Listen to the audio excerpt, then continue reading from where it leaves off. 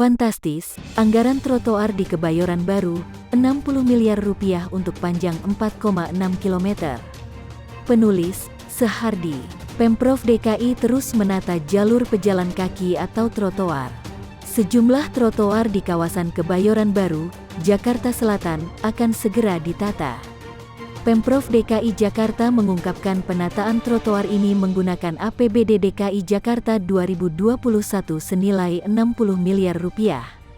Penataan trotoar akan dilakukan di 5 titik, yaitu Jalan Senopati, Jalan Suryo, Jalan Walter Monginsidi, Jalan Trunojoyo, dan Jalan Gunawarman.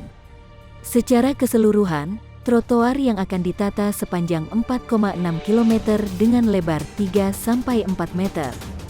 Pembaca yang bisa menangkap angka-angka di atas pasti sudah paham apa yang ingin saya sampaikan di sini. Kalau masih ada yang belum paham, saja jelaskan lebih rinci. Trotoar panjang 4,6 km yang kalau dikonversikan ke satuan meter maka menjadi 4.600 meter. Lebarnya antara 3-4 meter, jadi saya ambil tengahnya sebagai rata-rata, yaitu 3,5 meter. Jadi luas trotoar secara keseluruhan adalah 4.600 meter tanda kali 3,5 meter sama dengan 16.100 meter persegi. Biaya yang dianggarkan untuk proyek ini adalah 60 miliar rupiah. Jadi biaya penataan trotoar per meter persegi adalah 60 miliar rupiah dibagi dengan 16.100, yaitu sekitar 3,7 rupiah jutaan per meter persegi. Apakah pembaca paham apa itu persatuan meter persegi? Jadi anggap saja 1 meter persegi, sama dengan 1 meter tanda kali 1 meter. Atau 100 cm tanda kali 100 cm. Panjangnya 100 cm, lebar juga 100 cm. Sebagai perbandingan, keramik lantai ada yang 30 cm tanda kali 30 cm, ada juga yang besar mencapai 60 cm tanda kali 60 cm. Coba pikir pakai logika, biaya penataan trotoar yang panjangnya 100 cm tanda kali 100 cm setara dengan 3,7 rupiah jutaan. Masuk akal atau terlalu gila? Silakan kalian ambil kesimpulan dari sini. Pengerjaan trotoar 1 meter tanda kali 1 meter, katakanlah mau bongkar ulang, lalu disemen, lalu dipasang ubin, tambah biaya pengerjaan dari tukang, tambahin lagi penataan kabel utilitas di bawah, kalau ada. Apakah wajar mencapai 3,7 rupiah jutaan? Lain halnya kalau trotoarnya berkualitas tinggi, world class dan premium. Ubin atau keramiknya mahal terbuat dari batu alam atau batu meteor langka, dan semen yang digunakan mungkin dicampur serbuk emas atau permata. Bahkan ada yang mengatakan harga segitu adalah harga standar bangun rumah. Ini sangat boros menurut saya. Tapi ini tidak mengherankan lagi. Banyak proyek seperti ini yang nilainya terlalu fantastis, terlalu tinggi dari harga yang dianggap banyak orang sebagai harga yang wajar. Tidak percaya? Saat kali item yang ditutupi kain waring. Ini benar-benar proyek paling aneh yang pernah saya lihat. Menutupi bau dan jeleknya kali dengan kain, biayanya 500 juta rupiah untuk kain sepanjang 726 meter. Berarti, harga kain per meter adalah 500 juta rupiah dibagi 726 meter sama dengan sekitar 688 ribu rupiah. Coba pikirkan lagi, wajar tidak harga kain segitu? Tapi berpikirlah positif, mungkin kainnya dari bahan sutra entah dari mana, atau jahitan dari desainer ternama sehingga harganya lebih mahal dari biasanya. Selanjutnya adalah seni bambu getah-getih yang sempat menghiasi Bundaran HI. Harganya 550 juta rupiah untuk bentuk yang tidak terlalu jelas apa itu. Ada yang bilang, kalau dilihat dari jauh, mirip orang yang gitulah.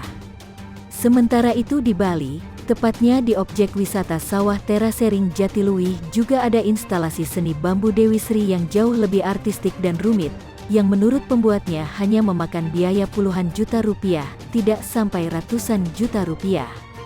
Jomplang banget kan? Sebenarnya kalau mau dibongkar satu persatu, tidak akan cukup waktu. Terlalu banyak soalnya. Yang paling legend adalah anggaran lem Aibon. Untung saja ketahuan.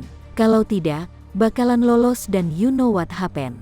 Model-model begini, saya sering baca komentar netizen yang meminta KPK menelusuri anggaran seperti ini.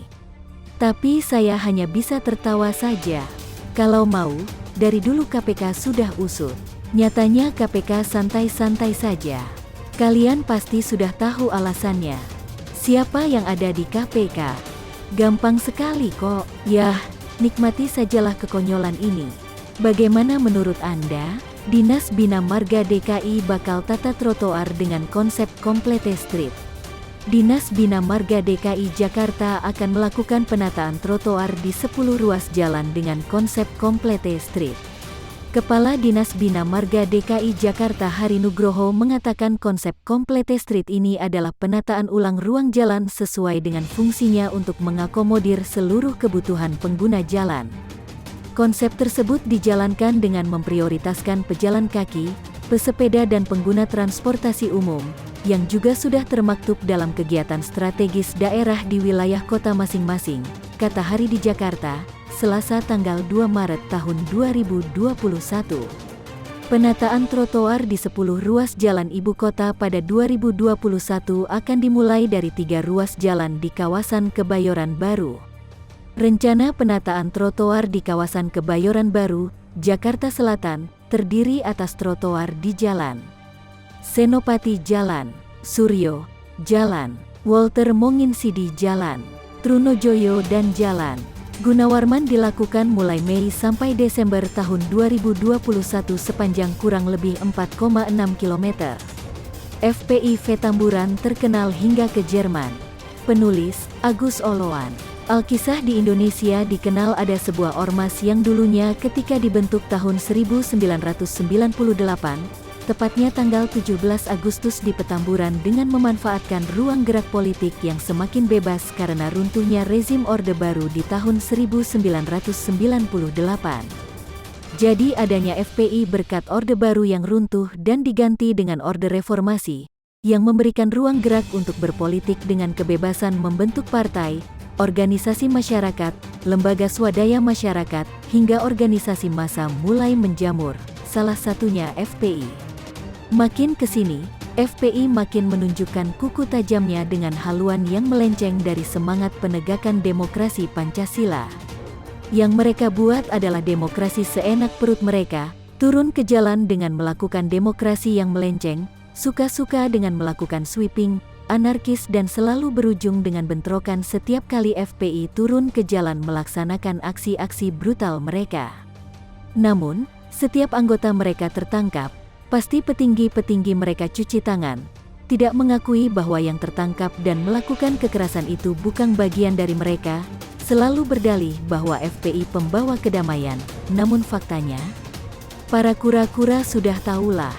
Makin kesini, makin nampak jelas tujuan mereka apa, dan berita hari ini membeberkan fakta 37 tersangka terorisme tercatat pernah gabung FPI. Ini adalah catatan tebal dan penuh perhatian seharusnya, di mana sebanyak 37 orang yang berlatar belakang FPI baik itu aktif maupun non-aktif, kini menjadi tersangka terorisme. Hal ini disebutkan oleh Komisioner Kompolnas, Albertus Wahyu Rudanto yang meneruskan apa yang pernah dikatakan oleh Inspektur Jenderal Purn Beni Mamoto mengenai 37 nama yang tidak hanya menyasar keorganisasian dari FPI, namun juga melihat fakta orang-orang yang tercatat pernah terlibat dengan terorisme.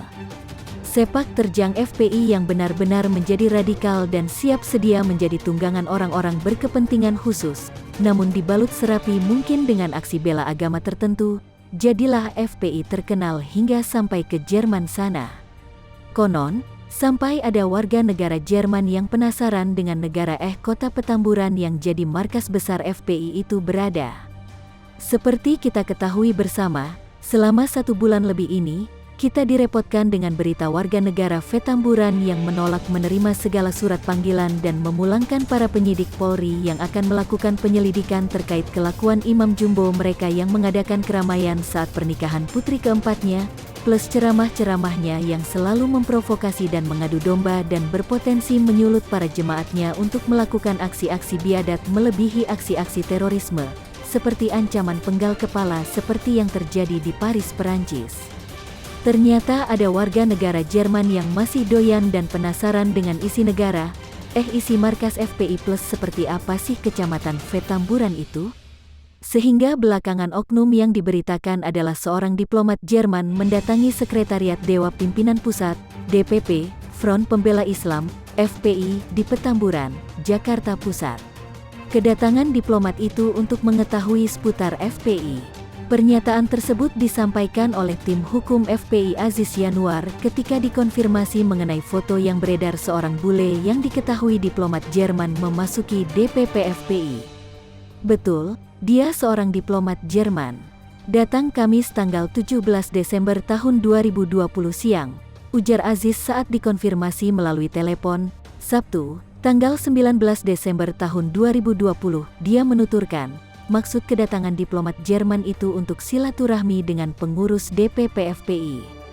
Dia bilang ingin tahu FPI secara langsung, menyampaikan rasa simpati dan empati buat FPI dan IBHRS, Imam Besar Habib Rizik Syihab, katanya.